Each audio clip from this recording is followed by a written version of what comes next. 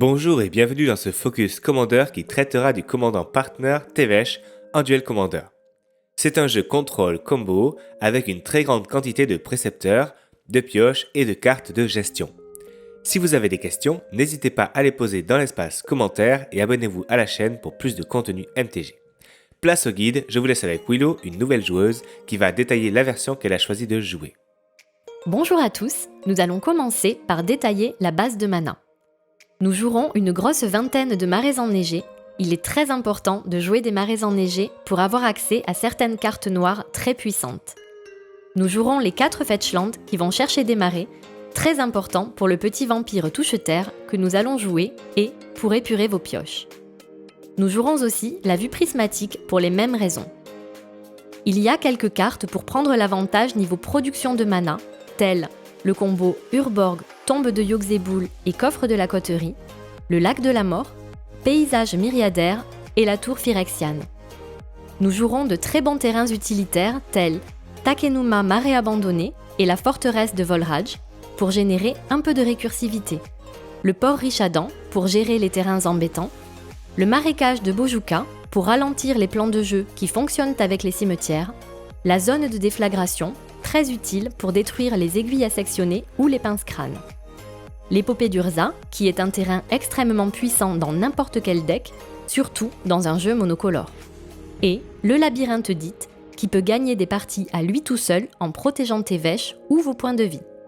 Cela fait un total de 42 terrains, et on pourrait même en jouer plus, tellement la présence de Tevesh sur le champ de bataille est impactante. Intéressons-nous au commandant. Tevesh est un Planeswalker de valeur de mana 5, avec 3 capacités activées de Planeswalker. Il arrive en jeu avec 4 marqueurs loyauté. Sa première capacité, le +2, est très forte pour temporiser parce qu'elle crée 2 bloqueurs 0-1 que vous pourrez envoyer au charbon tous les tours pour protéger Tevesh ou vos points de vie. Sa deuxième capacité, le +1, vous permettra de piocher une bonne quantité de cartes pour prendre l'avantage de cartes dans la main. Sa dernière capacité est un -10, qui met en jeu tous les commandants des zones de commandement et du champ de bataille sous votre contrôle. Cela permet de voler des commandants adverses et de mettre en jeu nos commandants depuis la zone de commandement. Quand Tevesh fait un -10, il faut s'arranger pour que le coût d'activation de la capacité le mette au cimetière et nous le renvoyons dans sa zone. Il sera donc en zone de commandement avant de résoudre le -10 et vous le mettrez en jeu en même temps que les commandants adverses et votre partenaire. Tevesh est un commandant qui a le mot-clé partenaire. Donc, nous avons le droit de jouer un second commandant qui a ce mot-clé en command zone que l'on nomme parfois CZ. Quand nous choisissons de lancer un de nos 2 commandants, jusqu'à la fin de la partie, nous ne pouvons plus lancer l'autre commandant que nous possédons en command zone. Le -10 de Tevesh contourne cette règle, puisqu'il met directement en jeu cette carte sans la lancer.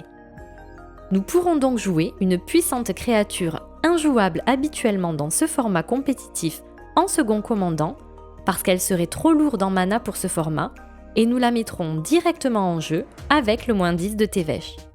Nous avons 2 excellents choix. Nadier, agent de Crépusquenel. Il est 3/3 pour 6, mais a de bonnes capacités. Il gagne des marqueurs quand des jetons de créatures que nous contrôlons quittent le champ de bataille, grâce au +1 de Tevesh par exemple.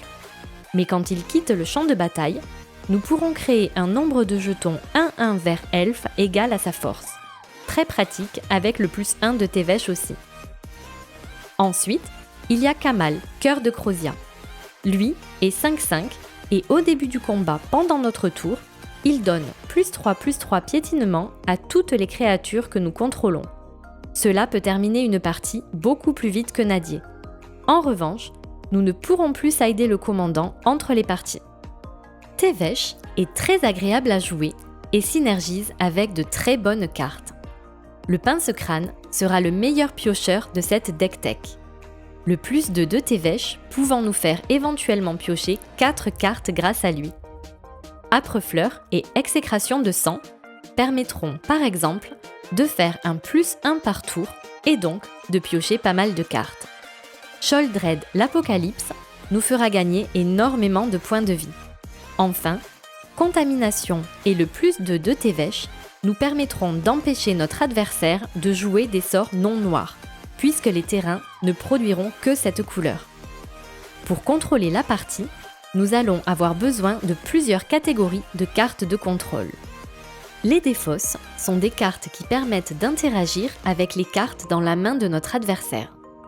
La plupart d'entre elles nous font regarder la main de l'adversaire, ce qui est très utile pour faire évoluer notre plan de jeu.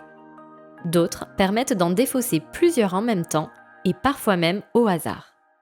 Contrainte, saisie des pensées, inquisition de Kozilek, brutalité collective et chagrin permettent de voir la main adverse et défausser des cartes sous certaines conditions. C'est très puissant, entre autres, contre les jeux contrôle à base de contresorts. Tourak Chantefroid, Hymne Tuturak et Convulsion cérébrale défaussent au hasard, ce qui est très fort mais très désagréable à affronter. Turlupin et Chaîne de brouillard permettent de défausser l'adversaire, mais Chaîne de brouillard est bien davantage jouée comme une des combos principales de ce jeu, voire la section des combos un peu plus loin. En plus des cartes de défausse, nous avons besoin de gestion pour les créatures en jeu, les terrains, les planeswalkers ou autres permanents gênants. Un grand nombre de cartes vont aider à faire ça. Nous allons recenser cette catégorie de cartes par valeur de mana et en mettant de côté les gestions de masse pour la fin. Tout d'abord, nous jouons les classiques. Poussée fatale, exterminer, souiller, soif de la chef de sang, écharde d'os et sang des innocents. Ces cartes sont fortes tout au long de la partie, mais surtout dans les premiers tours du jeu. La soif de la chef de sang permet de détruire un planeswalker et peut cibler n'importe quelle créature ou planeswalker si son coût supplémentaire de kick a été payé. Ensuite, nous jouons Sortimage Vampire pour enlever les marqueurs d'un planeswalker et donc l'envoyer au cimetière. Édite de Sheoldred, édite soudain et éliminer. Professeur Onyx est une carte de combo qui peut aussi faire sacrifier une créature à un joueur. Sinkhole peut être joué pour détruire des terrains embêtants, comme par exemple l'épopée d'Urza. Nous jouerons Chute du héros pour gérer des créatures et des planeswalkers à vitesse éphémère. Dislocation, Turlupin et Ripa immortel. Mais les jeux noirs ont accès à des gestions plus larges, par exemple Déluge toxique, Froid comme la mort, qui justifie à elle seule de jouer un maximum de terrain neigeux, Croupissement, Damnation, le massacre au croc de boucher et Ugine pour gérer un grand nombre de permanents ou de créatures d'un seul coup et prendre un avantage considérable rapidement. Certaines listes peuvent jouer la matraqueuse nocturne, très forte dans le metagame actuel. Pour rendre ce plan de jeu contrôle combo viable, il faudra jouer un maximum de cartes de précepteur pour aller chercher les bonnes cartes au bon moment. La carte d'expédition nous donnera l'occasion d'aller chercher le bon terrain au bon moment pour soit avoir un boost de production de mana, un terrain de gestion ou un terrain pour rendre nos créatures récursives. Le précepteur profane, diabolique dessein, précepteur diabolique et obscure prétention nous permettront d'aller chercher n'importe quelle carte dans notre bibliothèque sans même la révéler. Nous jouerons aussi Implorer la reine. Pour accélérer le jeu, nous avons à disposition la synergie entre Urborg, Tombe de Yogg-Saibul et Coffre de la Coterie, ainsi que le lac de la mort. La tour phyrexiane est aussi un terrain très utile pour nous accélérer, ainsi que le paysage myriadaire. Évidemment, nous jouons la messe noire qui permet de lancer Tevesh tour 3. Il m'arrive de jouer un précepteur diabolique tour 2 pour une messe noire suivant le match-up. Et pour finir, le médaillon de G rend bien des services dans un jeu mono noir. Il ne faut pas négliger la production de mana dans ce jeu. C'est souvent elle qui fait gagner en jouant, par exemple, une volonté de Yogg-Saibul en milieu de partie qui nous fait rejouer 4 à 5 cartes, ou Emrakul, Ugine, etc. Ce jeu est un jeu avec des synergies qui empêchent les adversaires de jouer et des combos win. La synergie la plus importante de ce jeu est celle entre Tevesh et la contamination. C'est presque systématiquement une condition de victoire. Les plus de 2 Tevesh alimentent la contamination. Elle peut aussi s'alimenter avec âpre-fleur, envoûteuse de tourbillon, exécration de sang ou encore titan des tombes. Ce qui est très intéressant avec âpre-fleur, c'est de mettre en pile la contamination puis âpre-fleur. Ainsi, vous créez le jeton 1-1 avant de résoudre la capacité de la contamination. Donc, elle s'entretient assez facilement. Nous jouons aussi chaîne de brouillard avec le mot-clé sorcellerie via l'envoûteuse de tourbillon ou le professeur Onyx. Contrôlant le professeur Onyx ou l'envoûteuse de tourbillon, nous lançons chaîne de brouillard en nous ciblant nous-mêmes. Cela déclenche une occurrence de sorcellerie. Avec professeur Onyx, nous gagnons 2 points de vie et l'adversaire perd 2 points de vie. Avec l'envoûteuse, nous créons un jeton 1-1. Ensuite, on résout chaîne de brouillard et on le copie sur nous-mêmes.